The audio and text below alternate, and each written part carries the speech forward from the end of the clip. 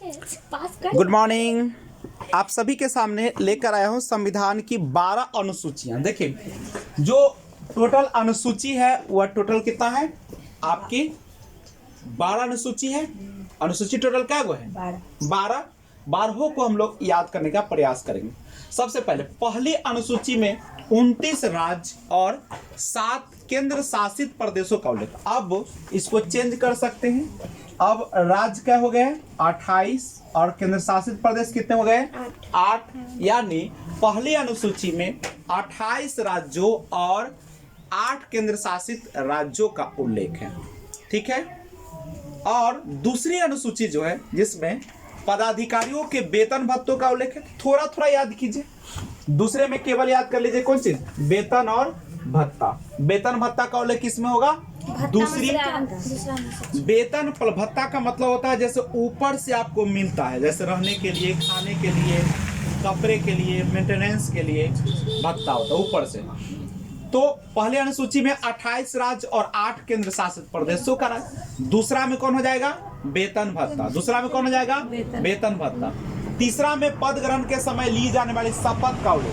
तो तीसरा में याद करना है केवल कौन चीज का? शपथ का वर्णन। पहला में हो गया 28 राज्य और 8 केंद्र शासित प्रदेश। दूसरा में हो गया वेतन भत्ता। तीसरा में हो गया शपथ। चौथा में हो गया राज्यों में राज्यसभा में प्रतिनिधित्व। राज्यसभा में प्रतिनिधित्व जो होगा कौन में होगा? चौथी अनुसूची। पांचवा जो होगा अनुसूचित क्षेत्र, अनुसूचित जनजाति का उल्लेख। इसमें क्या हो जाएगा? अनुसूचित क्षेत्र और अनुसूचित जनजाति का उल्लेख, एससी और एसटी का।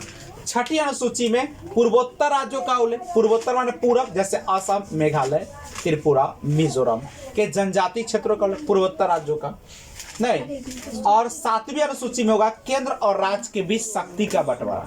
केंद्र और राज्य के बीच शक्ति का बंटवारा 7वीं से 7वीं, और इसमें शक्ति का बंटवारा नहीं, शक्ति का बंटवारा कौन में हो जाएगा?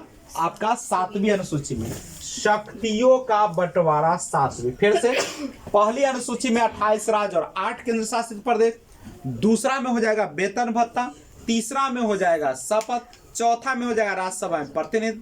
पांचवा में अनुसूचित और अनुसूचित जनजाति का उल्लेख। छठा में पूर्वोत्तर राज्यों के जनजातियों का उल्लेख। सातवां में केंद्र और राज्य के बीच शक्ति का बंटवारा। तो ऐसे शॉर्ट में आप लोग क्या कर लीजिएगा? याद कर लीजिएगा। तो आइए देखते हैं 8वीं अनुसूची में। देखिए 8वीं अनुसूची में 22 भाषाओं का उल्लेख। देखिए भाषा का उल्लेख किसमें? 8वीं में। सबसे ज्यादा पूछता है देखिए 9वां 10वां, ठीक है, ये बहुत ज्यादा पूछता है। 9वीं में है संपत्ति का अधिकार का अधिग्रहण, 10 से 10 और 10 से दल बदल, 10 से दल बदल, ठीक है। 11वीं में पंचायती राज और 12वीं में नगर पालिका। ये में कौन है आपका? नगर पालिका, ये याद रखिएगा। नगर पंचायत, ऐसे भी पहले पंचायत आता है और बाद में नगर पालिका। शहरी क्षेत्रों में स्वशासन संस्थाओं का उल्लेख है 12वीं अनुसूची में। तो ये 12 अनुसूची है जिसको आप लोग क्या कर लीजिएगा? याद कर लीजिएगा। तो आज बस इतना ही। जय हिंद।